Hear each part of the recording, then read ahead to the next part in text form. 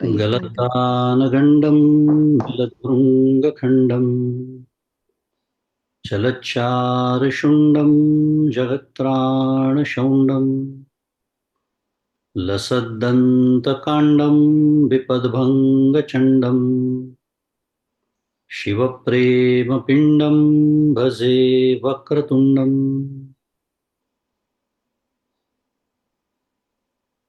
अहं निर्विकल्पो निराकाररूपो विभुर्व्याप्य सर्वत्र सर्वेन्द्रियाणां सदा मे समत्वं न मुक्तिर्न बन्धः चिदानन्दरूप शिवोऽहं शिवोऽहं चिदानन्दरूप शिवोऽहं शिवोऽहम् गुरुर्ब्रह्मा गुरुर्विष्णुः गुरुर्देवो महेश्वरः गुरुः साक्षात् परं ब्रह्म तस्मै श्रीगुरवे नमः। श्री सद्गुरुनाथ महाराज की जय। जय जय रघुवीर समर्थ।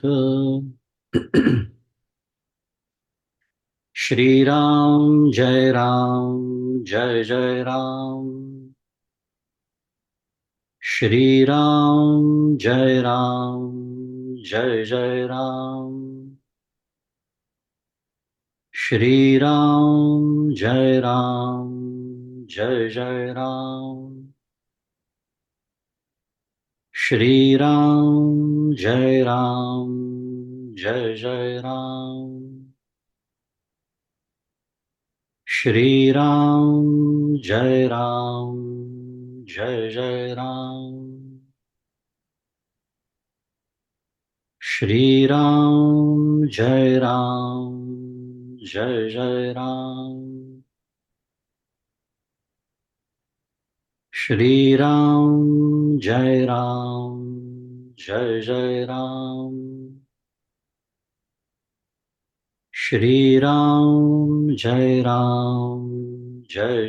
राम।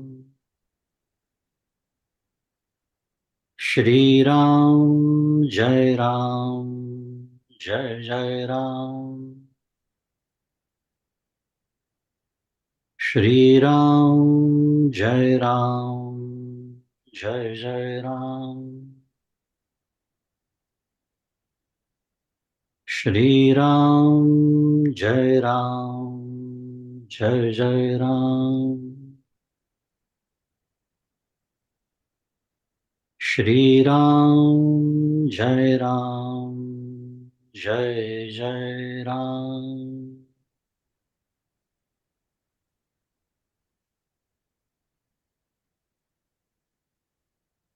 प्रभु श्री रामचंद्र भगवान की जय। श्री सद्गुरुनाथ महाराज की जय। जय जय रघुवीर समर्थ।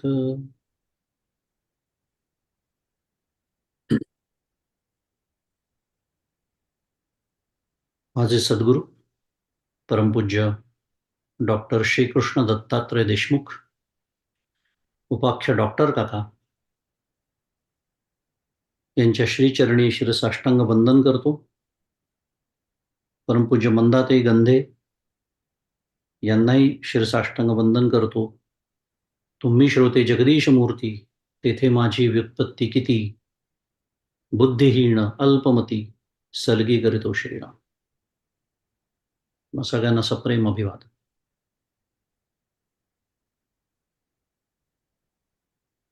श्री गणपती अथर्व शीर्ष आपलं चिंतन सुरू आहे आणि आजचं आपलं हे 7वं सत्र आहे, मगाशी जाहीर झाल्याप्रमाणे। मागील सत्रामध्ये आपण श्री गणपती अथर्व शीर्ष या नावाच्या उपनिषदाच्या प्रत्यक्ष चिंतनाला प्रारंभ केला। एक शब्द जाणीवपूर्वक वापरतोय, सातत्याने वापरतोय की आपल्या या गोष्टी विस्मरणात जाऊ नये। काय की हे उपनिषद आहे. आणि आपण बघितलं मागच्या वेळेला की पहिल्या श्लोकाच्या पहिल्या चरणामध्ये वैदिक ग्रंथकारांच्या संप्रदायाप्रमाणे मंगल केलेलं आहे. आणि मंगल म्हणजे पुन्हा एकदा प्रार्थना केलेली आहे, वंदन केलेलं आहे.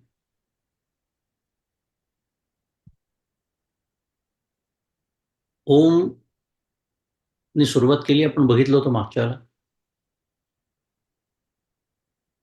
ओम म्हणजे प्रणव, आणि हा निर्गुण निराकार जे परब्रह्म तत्वाचा तो ओंकार जो आहे तो निर्देश करतो, आणि म्हणून ते त्याचं आलंबन आहे. काय एक एक शब्द आपल्याला थोडे कठीण वाटतात, कारण कधी आपण वापरत नाही व्यवहारामध्ये. म्हणून थोडीशी पुनरावृत्ती, तसंही परमार्थामध्ये तो दोष नाहीच. पण मी जाणीवपूर्वक काही गोष्टी पुन्हा सांगतो, कारण त्या नीट आपल्याला समजाव्या, चित्तात आपल्या ठसाव्या. आलंबन म्हणजे काय? त्या तत्वाचं ते निर्देश करतं, म्हणून ते त्याचं आलंबन आहे. आणि म्हणून हे निर्गुणाचं मंगल ओम. तर पुढे आपण मागच्या विचार केला नमस्ते गणपतये. आता यातील गणांचा अधिपती म्हणजे समुदायांचा अधिपती असा आपण मागच्याला विचार केला, म्हणजे गणपती. आता पौराणिक दृष्टीने जर आपण विचार केला किंवा मूर्ती रूपाने जर विचार केला तर सगुण साकार समजायला सोपं आहे. कारण उपनिषदा पुराणामध्ये गणपतीच्या अनेक कथा येतात. प्रत्येक युगात गणपतीचा पुन्हा अवतार वेगळा सांगितला आहे वगैरे. ते पौराणिक संदर्भ सोडून देऊया आपण, पण त्या ज्या कथा येतात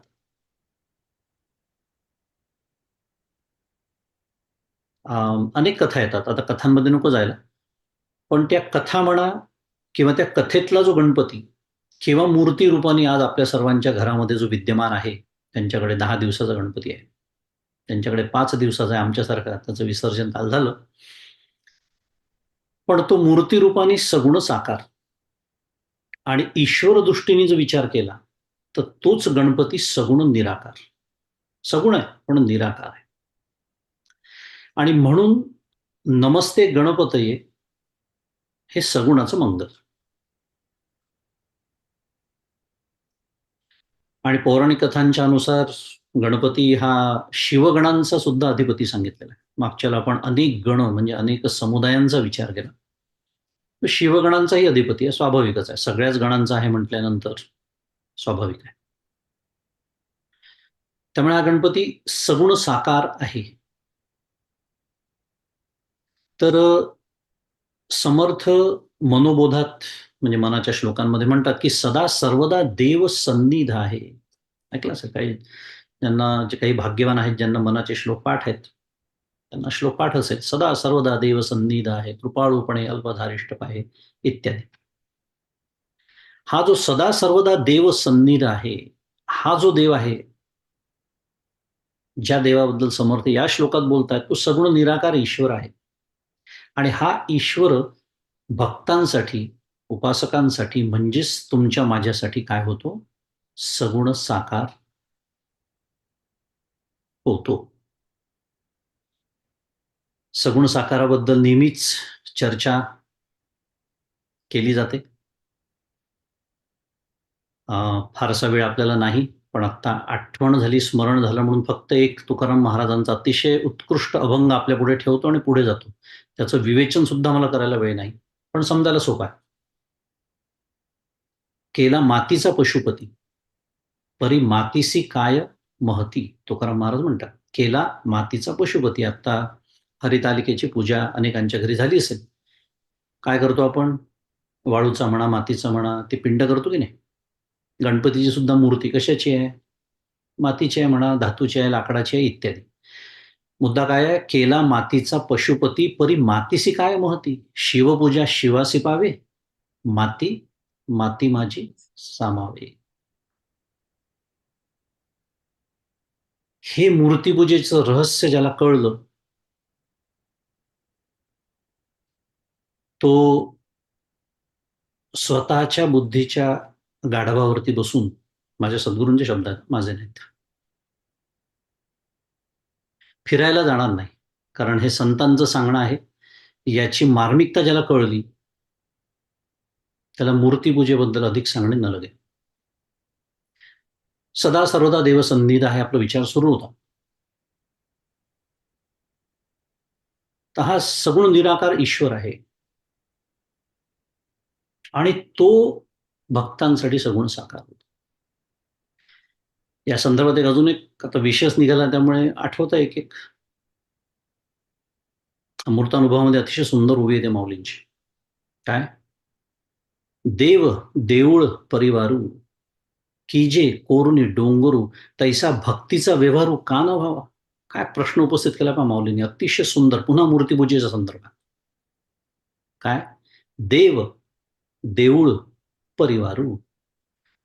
तो देव म्हणजे त्याची मूर्ती, त्या देवळातली मग कोणाची असेल, विठ्ठलाची असेल, कृष्णाची असेल, दत्तात्रेयांची असेल, कोणाची पण असेल, गणपतीची असेल. तो देव, ते देऊळ, तो परिवार, हे सगळं कशातनं केलं हो निर्माण? एका डोंगरातनंच कोरून केलं का नाही? त्या दगडाचीच तर मूर्ती आहे, त्या दगडाचाच तर गाभारा आहे, त्या दगडाचाच तर कळस आहे, त्या दगडाचीच तर पायरी आहे, इत्यादी. मग जर ते सर्व एका दगडातून कोरून हे निर्माण होऊ शकतं आणि भक्तीचा व्यवहार होऊ शकतो की नाही, हा देव, ही पायरी, तो कळस आणि मी भक्त, तैसा भक्तीचा व्यवहार का न व्हावा. माऊली प्रश्न विचारते आहे. मला वाटतं एवढं पुरेसं आहे. पुढे जाऊया, आपला मूळ विषय बाजूला राहील, पण संदर्भात आठवलं म्हणून सांगितलं. का? तर असा भक्त सगुण साकार, भक्तांसाठी ईश्वर सगुण साकार, जो मुळात सगुण निराकार आहे, तो होतो. इथपर्यंत आपण मागच्याला पाहिलं मंगलाचरणाच्या निमित्ताने.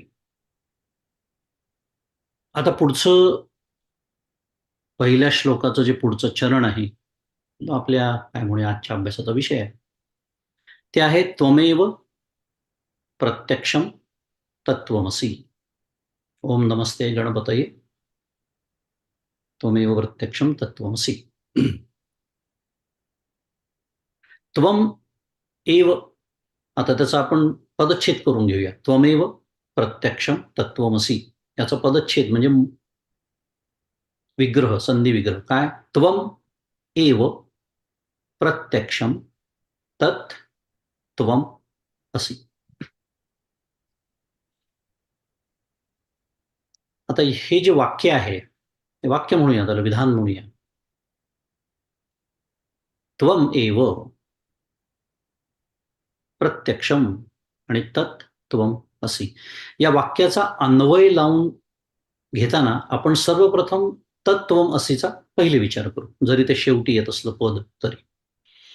कारण ते महत्वाचं पद आहे, ते समजून घेतलं की मग आपल्याला अन्वय त्या वाक्याचा छान लावता येईल. आता तत्वमसी, माझी पूर्ण खात्री आहे की इथे अथर्वशीर्ष ऐकायला येणाऱ्या लोकांपैकी असं धारिष्ट्याने म्हणायला हरकत नाही की सगळ्यांनीच जवळपास तत्वमसी हे वाक्य याआधी नक्कीच ऐकलेलं आहे. कदाचित त्याचा अर्थ, संदर्भ नसेल माहिती, पण ऐकलेलं निश्चित आहे. तर तत्वमसी हे वेदांमधलं महावाक्य आहे आणि वेदांची जी महावाक्य आहेत ती उपनिषदात आलेली आहेत. कारण तिथे ज्ञानाचा संदर्भ आहे, त्यामुळे ते स्वाभाविकच वेदांच्या ज्ञानकांडामध्ये, म्हणजे वेदांतामध्ये, म्हणजे उपनिषदामध्ये वेगवेगळे शब्द मुद्दाम वापरण्याचं प्रयोजन मागच्याच वेळेला मी सांगितलं होतं, आत्ताच थोड्या वेळापूर्वी. उपनिषदामध्ये आलेलं आहे. आता वेदांमध्ये अनेक प्रकारची वाक्य येतात, आपल्याला माहिती आहेत. अवांतर वाक्य वगैरे म्हणतात, पण महावाक्य ज्याला म्हणतात त्याच्यामध्ये जीव ब्रह्मैक्य सांगितलेलं असतं. जीव ब्रह्मैक्य मोठा शब्द आहे. जीव ब्रह्म यांचं ऐक्य, जीव ब्रह्मैक्य सांगितलेलं असतं. आणि खूप सखोल किंवा व्यापक अर्थ असलेलं वाक्य म्हणजे महावाक्य. कारण महावाक्य जे असतं ते अंतिम श्रुतीचा निष्कर्ष ज्याला म्हणतात, असं वाक्य असतं. आणि त्यामुळे अर्थातच अत्यंत सखोल आणि अत्यंत व्यापक असा त्याचा अर्थ असतो. कारण अनेक पद्धतीने विवेक, विचार, खंडन, मंडन काय म्हणतात ते आचार्यांनी जे केलं ते सगळं, पण ते तर नंतरचा भाग आहे, हे तर उपनिषदातला आहे. पण इतकं सगळं करून अनेक प्रकारच्या अनुभवांच्या टप्प्यांमधनं जाऊन जो अंतिम अनुभव ऋषीमुनींनी घेतला आणि शब्दबद्ध केलं.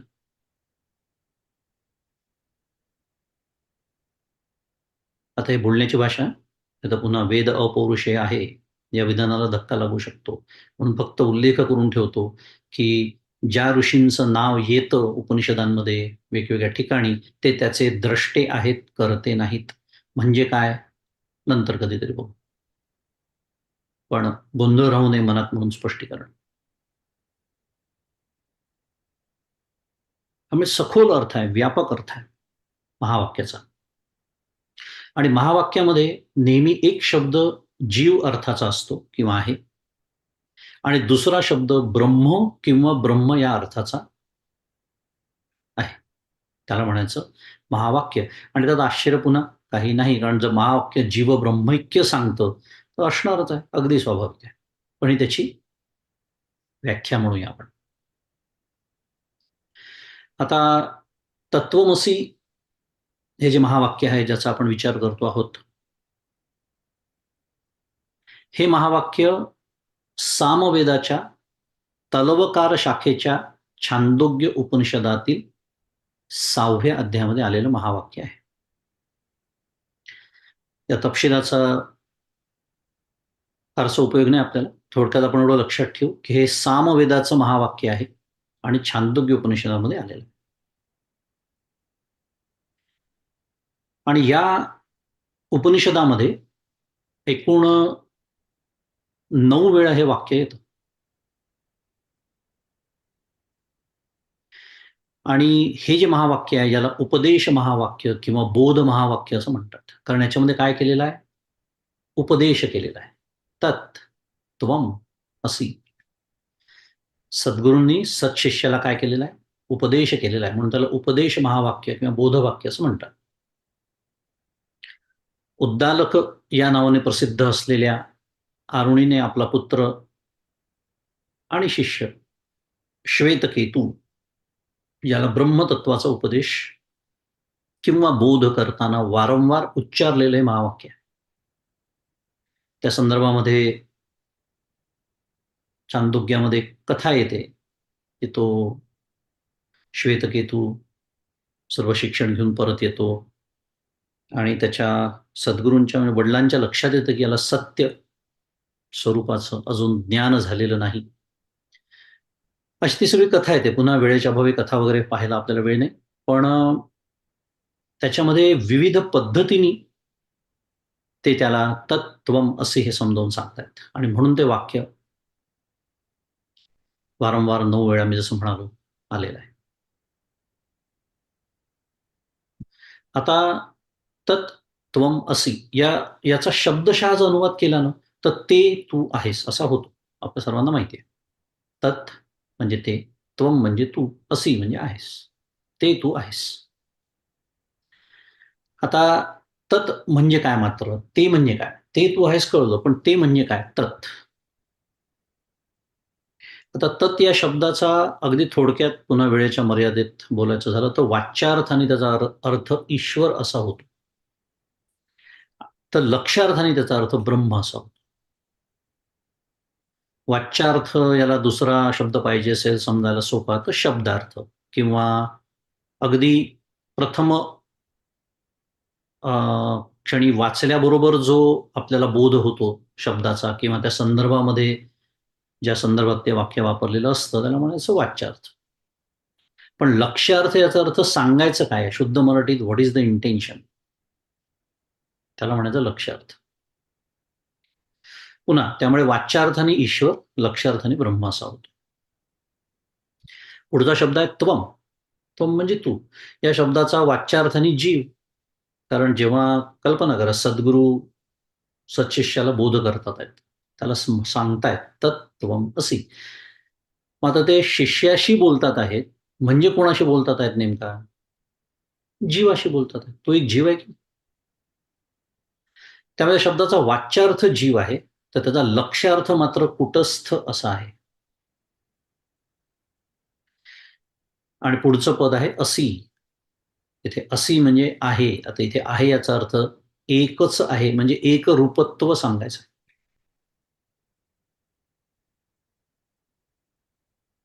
म्हणजे वाच्यार्थ जर गृहीत धरला तर अर्थ काय होईल? ईश्वर आणि जीव एकच आहेत, बरोबर. आणि जर लक्ष्यार्थ गृहीत धरला तर काय होईल? ब्रह्म आणि कूटस्थ एकच आहे. आता ईश्वर आणि जीव एक आहे, हे आपल्याला प्रथमदर्शनी पटणं शक्यच नाही. कारण जीव कसा आहे? अल्पज्ञ आहे, अल्पशक्ती आहे, अज्ञानी आहे इत्यादी. म्हणजे हे आपलं वर्णन आहे. त्यामुळे आपलं वर्णन फारसं करण्याची गरज नाही. आपल्याला आपण स्वतःला खूप चांगले ओळखतो आपण. ईश्वराचं वर्णन तो सर्वज्ञ आहे, सर्वशक्तिमान आहे, ज्ञानी आहे, इत्यादी इत्यादी. सर्वविथ आणि सर्वज्ञ असे 2 शब्द वापरण्यात येतात त्याच्याबद्दल. सोडून देऊ. मुद्दा हा आहे की इतका विरोधाभास असताना ईश्वरामध्ये आणि जीवामध्ये ते 2 एकच आहे कसं म्हणायचं? म्हणजे वाच्यार्थ जर धरला तर संगती लागत नाही. आणि म्हणून आपल्याला वाच्यार्थाकडून लक्ष्यार्थाकडे जावं लागतं. आणि वाच्यार्थाकडून समर्थांचं आपल्याला काय आठवतं? ओवी आठवते? अर्थांतर पाहिल्या विण, उगाच करीजो श्रवण, तो श्रोता नव्हे पाषाण मनुष्य वेशी. समर्थ म्हणतात. आणि परमपूज्य काका आठवण करून देतात की पाषाण शब्द काढायचा आणि आपलं नाव घालायचं तिथे. म्हणजे काय होतं? अर्थांतर पाहिल्या विण, उगाच करीजो श्रवण, तो श्रोता नव्हे मंगेश मनुष्य वेशे, असं त्याचं वाक्य होतं पूर्ण. म्हणजे ती ओवी येऊन भिडते मग आपल्याशी. अरे की अरे माझ्याबद्दल बोलणं चाललं. अर्थांतर बघितलं पाहिजे. वाच्यार्थाकडून लक्ष्यार्थाकडे गेलो पाहिजे. आता वाच्यार्थाकडून लक्ष्यार्थाकडे जाण्यासाठी म्हणजेच विचार केला तर हा जो वरवर दिसणारा विरोधाभास आहे, जो आत्ता आपण बोललो की जीव, ईश्वर कसा असेल? हा जो विरोधाभास आहे तो मावळून त्यांचं जे ऐक्य आहे ते ठरवताना आपण प्रमाणाने विचार करतो, तेव्हा जो विरोधाभास निर्माण होतो तेव्हा एक लक्षणा नावाचा प्रकार वापरावा लागतो. ज्याचं नाव भागत्याग लक्षणा किंवा जहद अजहद लक्षणा असं त्याला म्हणतात. आणि ही लक्षणा वापरल्यानंतर तत् आणि त्वम यांचं बाध समानाधिकरण आणि ब्रह्म व कुटस्थ यांचं नित्य समानाधिकरण आहेच, असतंच ते सिद्ध होत. शब्द हे का वापरले मी? सगळंच सोपं सोपं सांगितलं तर मग काही मजा नाही. थोडंसं असं सांगितलं पाहिजे की डोक्यावरून गेलं पाहिजे की नाही काही गोष्टी. असं काही नाही, गमतीचा विषय आहे, गंमत केली मी. पण काही वेळेला काय आहे, आपण महावाक्याबद्दल बोलतो आहोत. त्यामुळे शास्त्रीय विवेचन, चिंतन त्याच पद्धतीने व्हावं लागतं आणि त्याच्यासाठी शास्त्राच्या काही प्रक्रिया वापराव्या लागतात. आणि मी आत्ता जे काही शब्द वापरले, लक्षणा, भागत्याग लक्षणा म्हणा किंवा बाध समानाधिकरण आहे, मुख्य किंवा नित्य समानाधिकरण आहे इत्यादी. या सगळ्या वेदांताच्या प्रक्रिया आहेत. त्यामुळे त्याची मांडणी तशीच करावी लागते. पण वेदाचं महावाक्य हा एक स्वतंत्र चिंतनाचा विषय आहे. आणि मी आत्ता ज्या प्रक्रियांचा उल्लेख केला, त्या सर्व प्रक्रिया समजून घेण्याचं हे स्थान नव्हे. नाहीतर आपला मुख्य विषय पुन्हा बाजूला पडेल. बघूया कधी संदर्भाने विषय आला आपल्या चिंतनामध्ये, तर त्याचाही विचार करू. पण आत्ता एवढाच उल्लेख करून ठेवतो, की महावाक्याचं चिंतन करताना या सर्व प्रक्रिया वापराव्या लागतात. लक्षणा वापरावी लागते. फार कठीण काही नाही. जाता-जाता एक सोपं उदाहरण देऊन जातो, म्हणजे कुठे मनामध्ये असं वाटलं असेल, कुठे विचार बसला असेल, की फारच कठीण दिसतंय सगळं. असं काही नाही. उदाहरणार्थ, परवा माझ्या मित्राशी मी बोलत होतो. त्याला सांगितलं मी, "आमच्या गावावरून गीतांजली जाते." हे वाक्य आहे समजा. तर त्यांनी विचारलं, "म्हणजे गीतांजली नावाचं विमान आहे का, जे तुमच्या गावावरून जातं?" तर त्याला सांगावं लागलं, की "अरे नाही, गीतांजली ही जी आगगाडी आहे, ट्रेन आहे, तिचा जो मार्ग आहे, त्याच्यावरती माझं गाव हे एक स्टेशन आहे." आता जमलं. मला सांगायचं एवढंच होतं, असं कोणी म्हणत नसतं, पण जसं शब्दशः अर्थ घेतला आपण वाच्यार्थ, तर त्याचा अर्थ लागत नाही. कारण गीतांजली अशी काही उडणारी वस्तू नाही आहे गावावरून जायला. मग त्याच्यासाठी काय केलं आपण? त्यातल्या अर्ध्या भागाचा स्वीकार केला, अर्ध्या भागाचा आपण काय केला? अस्वीकार केला, म्हणजे त्याग केला. म्हणून त्याला भागत्याग लक्षणा, जी आपण नकळत व्यवहारात वापरतच असतो. अर्थ लावून घेण्यासाठी केलेली ती प्रक्रिया असते, आहे की नाही? मला आत्ता एवढं सिद्ध करायचं होतं. आपल्याला वाटतं तेवढं हे सगळं कठीण नसतं. आपण त्याच्यात फक्त लक्ष घालत नाही. एवढं बोलतो, पुढे जातो. पण आपला त्या सगळ्या प्रक्रिया बघण्याचा हा विषय नाही, वेळ नाही. अथर्व शीर्षाकडे परत वळताना आपण थोडक्यामध्ये बोलू, की तत्वम असी किंवा तत्वमसी हे जे महावाक्य आहे, हे महावाक्य ब्रह्मसूचक आहे. एवढं आपल्याला आता निश्चितच कळलं. कारण जीवब्रह्मैक्य सांगितलेलं आहे. म्हणजे या वाक्याने काय सुचवायचं आहे? तर ब्रह्म नावाचं तत्व हे सुचवायचं. त्याचा अर्थ काय होतो? म्हणजे प्रत्यक्ष रूप असलेलं जे ब्रह्म, त्वम एव प्रत्यक्षम तत्वमसी. ह्या चरणात आपण विचार करतोय. त्यामुळे प्रत्यक्ष रूप असलेलं ब्रह्म हे श्री गजानन आहे. असा त्याचा अर्थ आता आपल्याला छान लक्षात आला. त्वम एव, तूच आहेस तो. गजानना, ते ब्रह्म तत्वम असी या महावाक्याने ज्या ब्रह्मतत्वाचा अनुरोध केला जातो, ते तूच आहेस. म्हणजेच गजानन काय आहेत? गजानन ही देवता किंवा कुठलीही देवता ब्रह्मरूपच आहे. आपली जी उपास्य देवता असते, ती ब्रह्मरूप आहे, या श्रद्धेनीच उपासना करायची असते.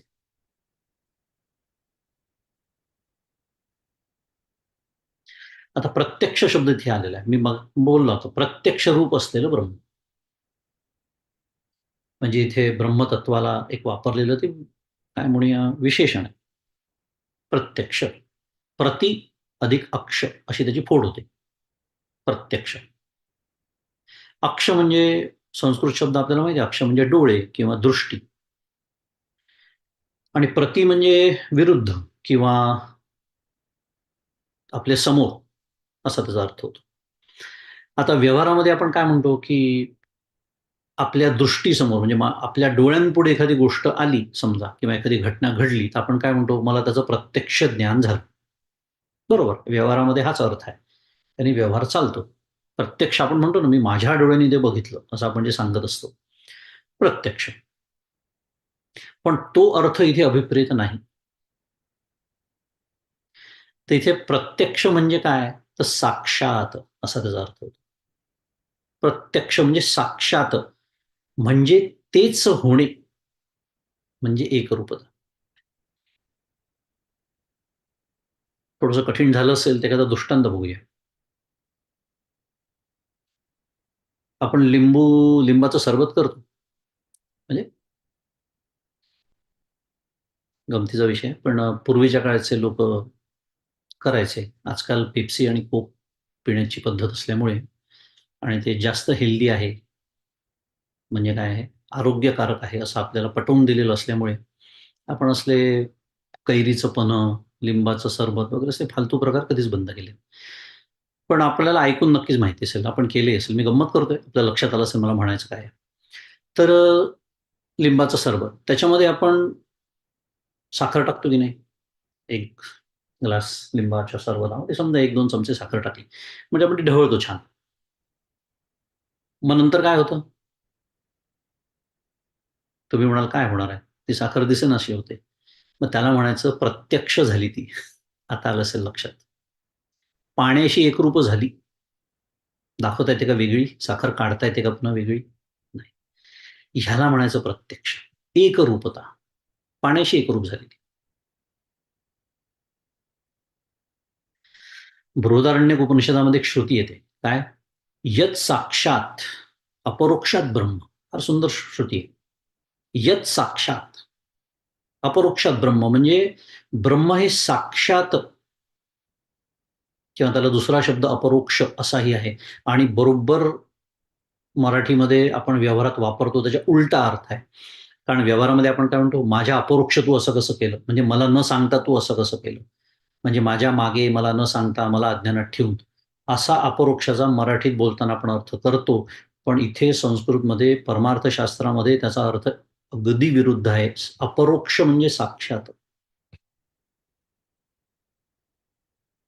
त्यामुळे यत साक्षात अपरोक्षात ब्रह्म म्हणजे ब्रह्म काय आहे? साक्षात आहे, अपरोक्ष आहे.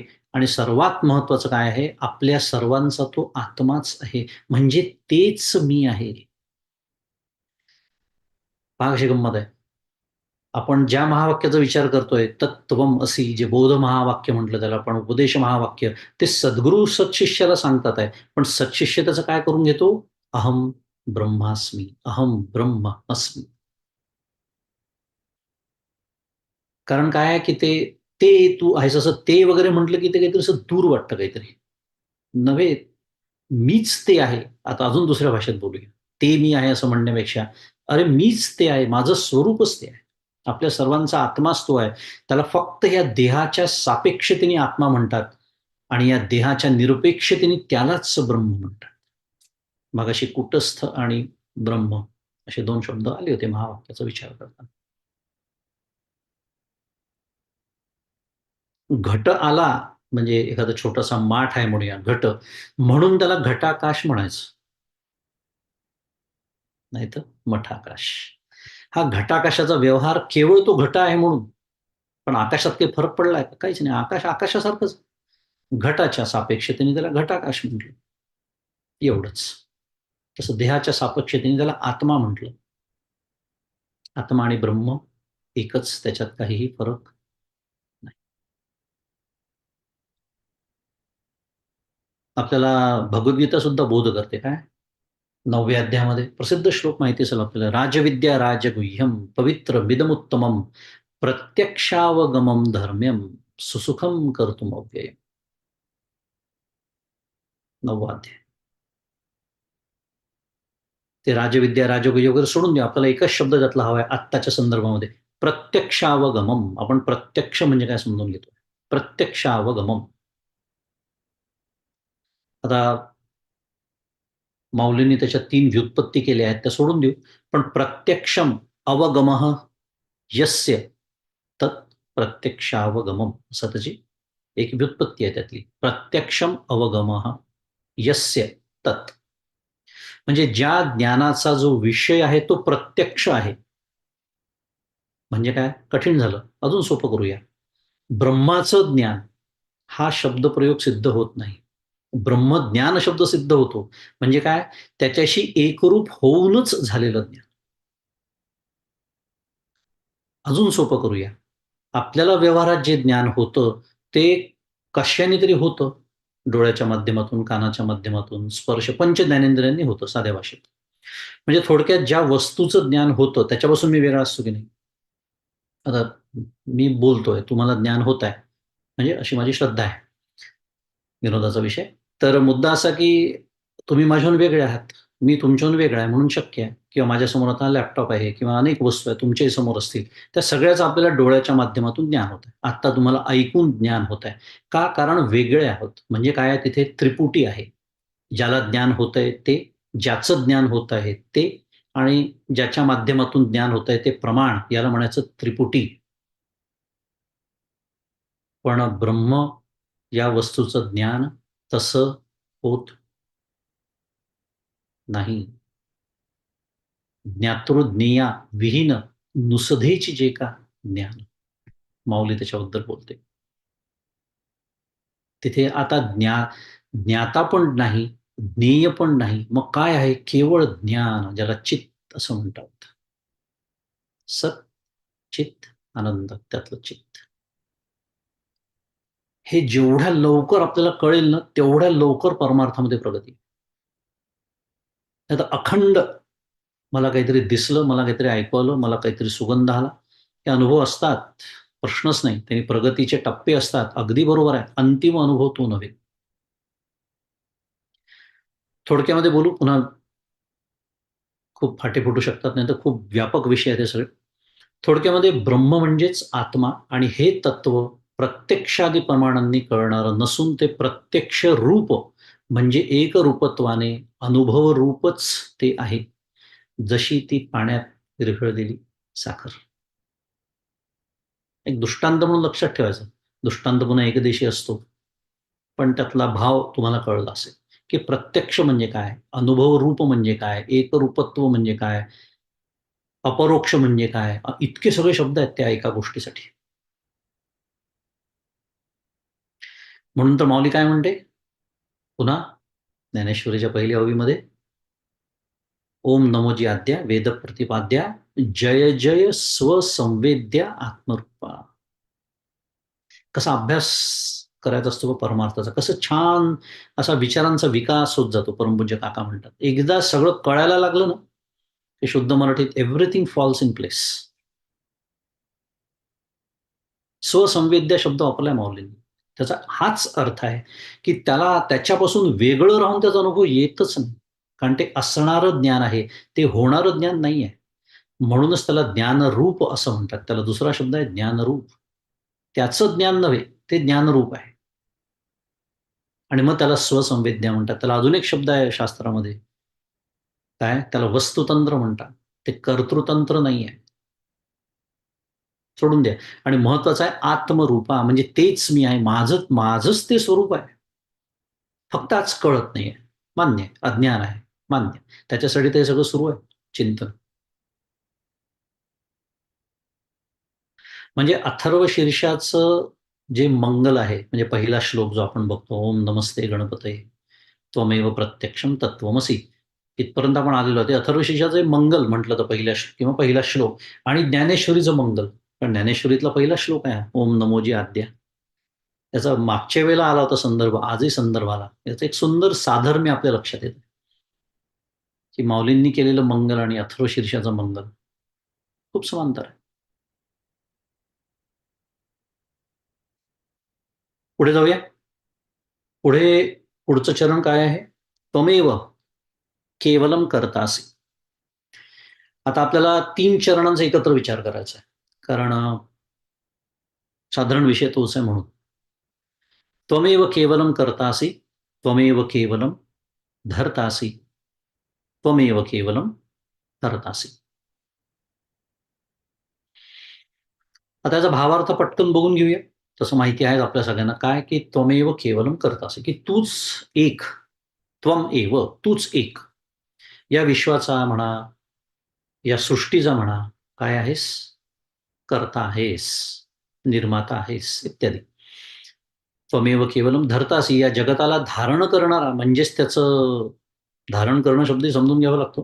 पोषण करणारा, त्याला सांभाळणारा, त्याला म्हणायचं धारण करणं. तूच आहेस. आणि त्वमेव केवलम हरतासी, म्हणजे योग्य वेळी हे जे व्यक्त झालेलं विश्व चराचर, याचा संहार करणं, हरण करणं, लय करणं, हे करणारा हरता सुद्धा कोण आहेस? गजानना तूच आहेस. असा याचा अर्थ. आता अभ्यास जर केला तर कशा गोष्टी लक्षात येतात पहा. नाहीतर आपलं आवर्तन सुरूच आहे. आपण सगळेजण करतोच आहोत. गेले 40-50 वर्ष झाली आपली आवर्तन सुरू आहेत. पण अभ्यास केला की लक्षात येतं की अरे आत्ताच्या आधीच्या चरणामध्ये त्वमेव प्रत्यक्षम तत्वमसी, हे जे चरण आपण आता विचार केला, त्या चरणामध्ये श्री गजानन ब्रह्मरूप आहे असं म्हटलं. बरोबर? तत्वमसी आपण एवढं सगळं समजून घेतलं आता. मग गजानन ब्रह्मरूप आहे. आणि ब्रह्मतत्व कसं आहे आपल्याला माहिती आहे. निर्गुण आहे, निराकार आहे. निरवयव आहे. त्यामुळे ते काहीही करत नाही. निष्कर्मम ब्रह्म असं त्याचं वर्णन आहे. निष्कर्मम ब्रह्म. ब्रह्म म्हणजेच निष्कर्म, जे काहीच करत नाही. कारण करण्यासाठी जे लागतं ते तिथे नाहीच. अपाद पाणी त्याचं सगळं वर्णन आहे. अजिव्य, अनेत्र. पण आता या पुढच्याच चरणामध्ये श्री गजाननाला कर्ता म्हणतात, धर्ता म्हणतात, हर्ता म्हणतात, असं म्हणून त्याला लगेच कर्तृत्व बहाल केलेलं आहे. हे कधी लक्षात येतं? जसं मला अभ्यासाला लागलं की येतं. मग त्याचं स्पष्टीकरण कसं आहे? त्याचं स्पष्टीकरण असं आहे की आधीच्या चरणामध्ये ब्रह्मरूप गजाननाचं, ज्याला स्वरूप लक्षण असं म्हणतात, शास्त्रीय शब्द आहे. स्वरूप लक्षणाचं आत्ताच्या चरणामध्ये ईश्वर रूप, ज्याला तटस्थ लक्षण असं म्हणतात, श्री गजाननाचं वर्णन आहे. दोन्हीही वर्णनं श्री गजाननाचीच आहेत. पण हेच तर सांगणं सुरू आहे. आठवत असेल तर या अथर्वशीर्ष नावाच्या उपनिषदाच्या प्रास्ताविकातच आपण तो विचार केला होता सुरुवातीला. म्हणून प्रास्ताविक महत्वाचं असतं. विचाराची दिशा दाखवून दिली आहे त्याच्यामध्ये, की निर्गुण निराकार ब्रह्मरूप गजानन, सगुण निराकार ईश्वररूप गजानन आणि सगुण साकार गजानन, या तिन्ही गजाननाची वर्णनं या उपनिषदात आलेली आहेत. त्यामुळे हे ईश्वररूप गजाननाचं वर्णन आहे. कारण आणि ईश्वररूप म्हणजे मायेसह ब्रह्म, ज्याला सगुण ब्रह्म असंही म्हणतात, हे वर्णन आहे. ही अध्यारोपाची भाषा आहे. पुन्हा शास्त्रीय शब्द आला, कारण ब्रह्मतत्वाच्या दृष्टीने हे सिद्ध होत नाही. कठीण होत असेल पुन्हा थोडंसं एक पटकन दृष्टांत बघूया.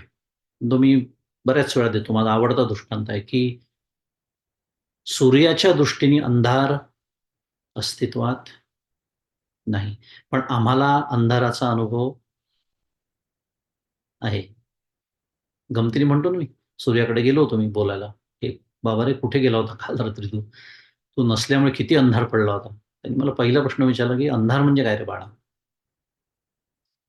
मुद्दा, जसं मला अंधाराचा अनुभव आहे तसं मला जगताचा अनुभव आहे. पण सूर्याच्या दृष्टीने अंधार अस्तित्वात नाही, तसं ब्रह्मतत्वाच्या दृष्टीने जगत अस्तित्वात नाही. पण आपल्या सर्वांना जगताचा अनुभव आहे. या जगतात बसून आपण हे बोलतो आहोत.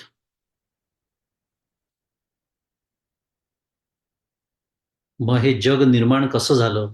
त्याचा व्यवहार, ते सगळं चालतं कसं? ते संपणार कधी? कसं? कोण संपेल? त्याचा कर्ता कोण? हे सगळे जे प्रश्न आपल्या मनामध्ये एक मनुष्य म्हणून उपस्थित होतात, त्याचं स्पष्टीकरण देण्याची शास्त्राची जी पद्धत आहे, त्याला अध्यारोप असं म्हणतात. आत्ता एवढं पुरेसं आहे. एक शब्द वापरला म्हणून स्पष्टीकरण दिलं, बाकी काही नाही. पुढे जाऊया. थोडक्यामध्ये पुन्हा हे ईश्वररूप गजाननाचं वर्णन आहे. आता श्री गणपती किंवा श्री गजानन, यात श्री हे पद शक्तिवाचक आहे. आपण म्हणतो ना श्री गणपती, श्री गणपती अथर्व शीर्ष म्हणतो ना. त्यामुळे श्री हे शक्तिवाचक पद आहे. आणि गणपती कर्ता, धर्ता, हर्ता, हे जे गणपतीचं रूप आहे, हे ईश्वर स्वरूप आहे. त्याच्यातून हे सुचवायचं आहे. कारण आत्ताच मी म्हणालो, मायेसह, माया विशिष्ट साभास चेतन, अगदी शास्त्रीय व्याख्या हवी असेल ईश्वराची, मायेसह. ईश्वर म्हणलं की माया आलीच, ती त्याची शक्ती आहे. दैवी येषा गुणमयी मम माया दुरत्यया, भगवद्गीतेत भगवंत म्हणतात आहे, अरे माझीच शक्ती आहे ती, दैवी म्हटलेलं आहे तिला. आणि हा निराकार जो ईश्वर आहे, तो त्याच्या योग मायेमुळे काय होतो? व्यक्त होतो, साकार होतो. आणि म्हणून श्री हे पद अगोदर येतो बरं का. कारण श्री म्हणजे शक्ती, आणि त्या शक्तीशिवाय कोणतीही अभिव्यक्तीच होऊ शकत नाही. त्यामुळे थोडक्यात काय, जगताच्या सापेक्षतेने, म्हणजे हे जग आपल्याला जे काही दिसतंय त्याचं स्पष्टीकरण देण्यासाठी, या विश्व पसाऱ्याचं स्पष्टीकरण देण्यासाठी शास्त्र ही अध्यारोपाची भाषा वापरतं. दोन चरण आजूबाजूला आले म्हणून एवढं सगळं स्पष्टीकरण दिलं. कारण एका याच्यात ब्रह्मतत्व म्हणून वर्णन आहे, दुसऱ्या याच्यात ईश्वर रूप गजाननाचं वर्णन आहे. अन्यथा ब्रह्मतत्वाच्या दृष्टीने विचार केला तर जसं मृगजळाच्या निर्मितीमध्ये सूर्याचं जेवढं कर्तृत्व असतं, थोडक्यात नसतं. पुन्हा मृगजळ हा आपल्याला येणारा अनुभव आहे. सूर्याच्या दृष्टीने आहे का ते अस्तित्वात? नाही. पहा कसं असतं. समजून घ्यायला फार छान असतात हे दृष्टांत. तसं मृगजळाच्या निर्मितीत सूर्याचं जे कर्तृत्व आहे तेवढंच या विश्वनिर्मितीचं कर्तृत्व गजाननाकडे आहे. अगदी शास्त्रीय भाषेत बोलायचं झालं तर ब्रह्मरूप गजाननाच्या अधिष्ठानावरती विवर्त रूपानी म्हणजेच अध्यास, विवर्त म्हणजे अध्यास, हे जग भासतं. हे आता शास्त्रीय वाक्य पूर्ण झालं. आता आज थोडं शास्त्रीय विवेचन जास्त आलं, गरज होती, संदर्भ होता म्हणून. पण छान आपल्याला समजणाऱ्या भाषेत थोडासा विचार करू उर्वरित वेळेमध्ये, की ब्रह्मदेव, त्याला माहिती आहे आता ब्रह्मा, विष्णू, महेश आपण ऐकलंय. आता ब्रह्मदेव रूप जो गजानन आहे तो कर्ता आहे. विष्णू रूप जो गजानन आहे तो धर्ता आहे आणि महेश रूप जो गजानन आहे तो हर्ता आहे. उत्पत्ती, स्थिती व लय किंवा नाश हा ईश्वराधीन आहे. तर भगवान गोपालकृष्ण भगवद्गीतेत 7व्या अध्यायात हेच तर म्हणतात, ययेदम धार्यते जगत, असं शेवटचं चरण आहे त्या श्लोकाचं. मी धारण करतो रे अर्जुना, या जगाचं धारण मी करतो, याचं पोषण मी करतो आणि माझ्या पराप्रकृतीच्या योगे हे सर्व जग धारण केलेलं असतं. सचेतन जगाबद्दल परा आणि अपर प्रकृतीचं वर्णन तिथे आलेलं आहे.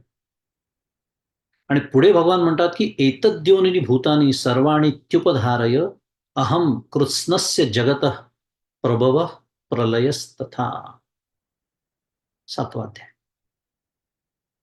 काय अर्थ आहे? भावार्थ असा आहे की माझ्या परा आणि अपरा या दोन प्रकृतींपासून संपूर्ण भूते उत्पन्न झालेली आहे. ते संपूर्ण विश्व, चर आणि अचर, सचेतन आणि अचेतन, शुद्ध मराठीत लिव्हिंग, नॉन लिव्हिंग,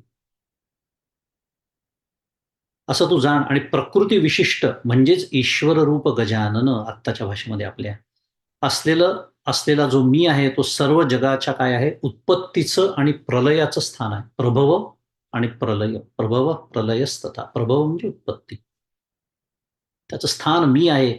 आणि आधीच्या याच्यात काय सांगितलं, ययेदम धार्यते जगत, म्हणजे मी धारण करतो, म्हणजे उत्पत्ती, स्थिती आणि लय हा करणारा अर्जुना या जगताचं सर्व मीच आहे, ईश्वर. म्हणून भगवान उवाच आहे भगवद्गीतेत, आहे की नाही? बऱ्याच वेळा आपण बोलतो श्रीकृष्ण उवाच आहे का कुठे? भगवान उवाच, भगवान बोलतायत. आणि काय आहे,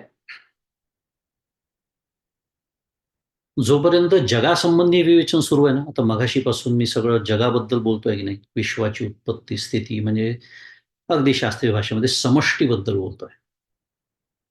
तर जगासंबंधी जोपर्यंत विवेचन सुरू असतं तोपर्यंत आमची काही तक्रार नसते.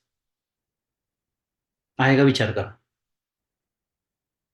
कोणाचीच तक्रार नाही आहे. का? कारण जगताची निर्मिती झालेली आहे. छानच आहे. माझी काही तक्रार आहे का? आता मी माझ्याबद्दल बोलतोय, तुमच्याबद्दल नाही. मी माझ्याबद्दल सांगतो. जगाची निर्मिती झालेली आहे. माझी काहीच तक्रार नाही. छान आहे. का? म्हणून तर मला या जगात राहून सर्व उपभोग घेता येतात की नाही. माझं जीवन असंच चालतं की जणू काही हे जग माझ्यासाठीच निर्माण केलेलं आहे ईश्वराने, ज्याला शुद्ध मराठीत सेल्फ सेंटर्ड म्हणतात. आत्मकेंद्रित असं माझं आयुष्य असतं.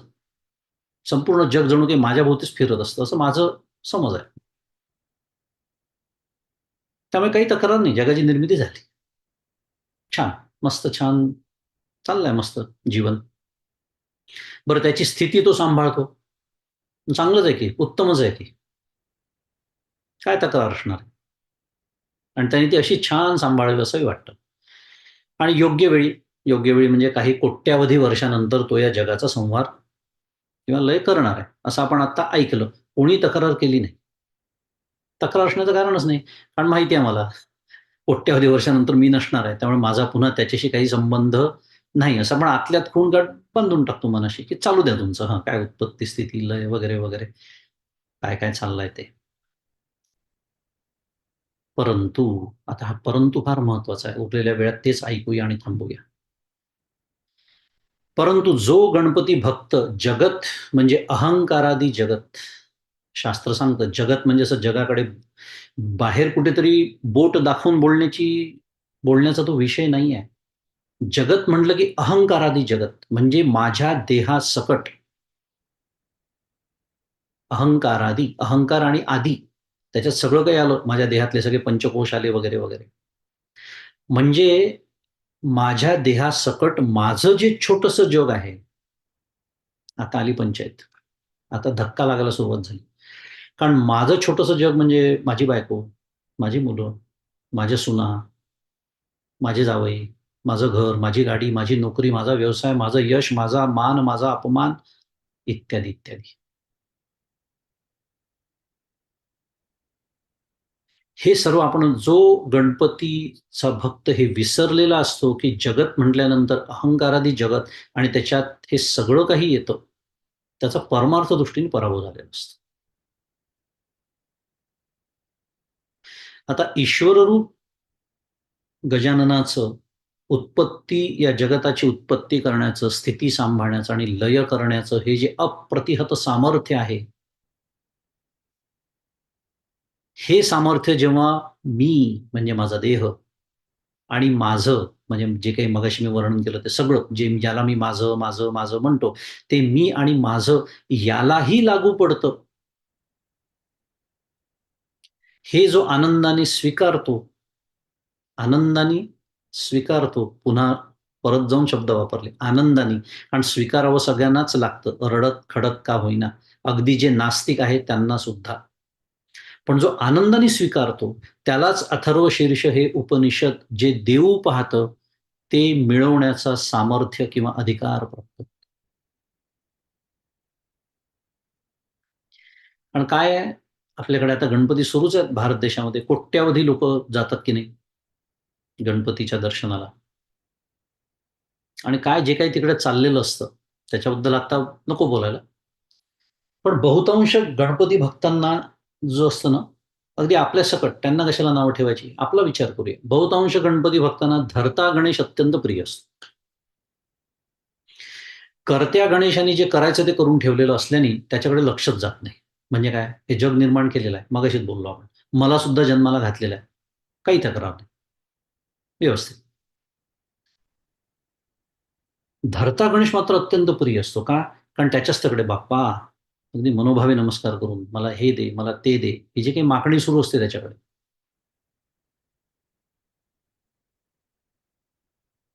थोडंसं विषयांतर करतो. थोडंसं कठीण झालं असेल, एक विनोद सांगतो. कालच WhatsAppमध्ये वाचण्यात आला, की आता असं वय झालेलं आहे, की गणपतीकडे कितीही बुद्धी मागितली, तरी तो बुद्धी न देता ढेरीच देणार आहे. असा एक विनोद माझ्या वाचण्यात आला. थोडंसं जड झालं म्हणून एक विनोद सांगितला. सांगण्याचा माझा मुद्दा एवढाच होता, त्याला जे द्यायचं आहे ते तो देणार आहे.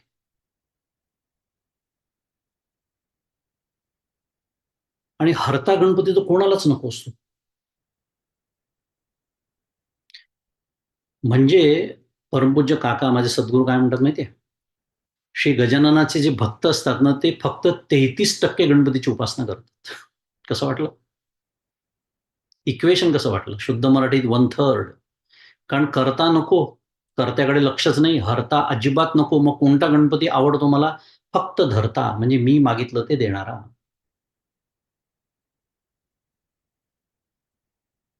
दर्शन मात्रे मन कामना पूर्ती.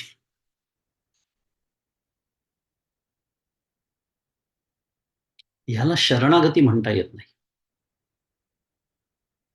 कारण शरण जाणाऱ्याला समग्र गणपती पूजनीय वाटला पाहिजे. देहादी जगत माझ्या देहासकट पुन्हा सारखं मी बोलतोय, मी आणि माझं हे त्यांनीच दिलेलं आहे. सांभाळणाराही तोच आहे आणि नेणाराही तोच आहे. आणि हे वास्तव आनंदाने स्वीकारण्यातच गणपती भक्तांचं, उपासकांच्या जीवनाचं सार्थक आहे. अन्यथा समर्थ जसं म्हणतात दासबोधामध्ये, त्याप्रमाणे होऊ शकतं काय? आपुल्या मनासारिखे न घडे, तेणे गुणे निष्ठा मोडे, तरी गोष्टी आपणाकडे सहजची आली श्रीराम. दासबोध बोलतोय आपल्याशी. सरळ सरळ अर्थ आहे अगदी.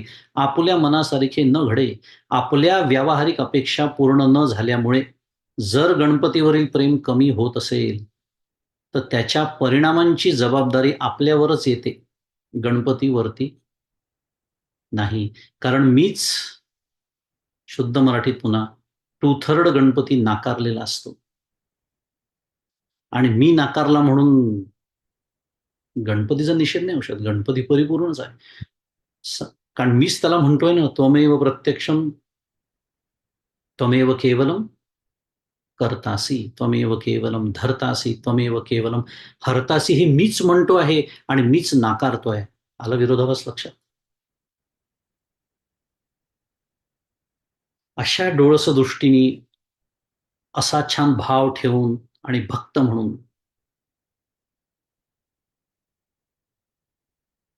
की देवाचे जे मनोगत तेची माझे उचित, प्रयत्न यत्न कसून करीन मी, यश दे रामा. आता इथे यश दे गजानना, न दे तुझी सत्ता, हाची सुबोध गुंज.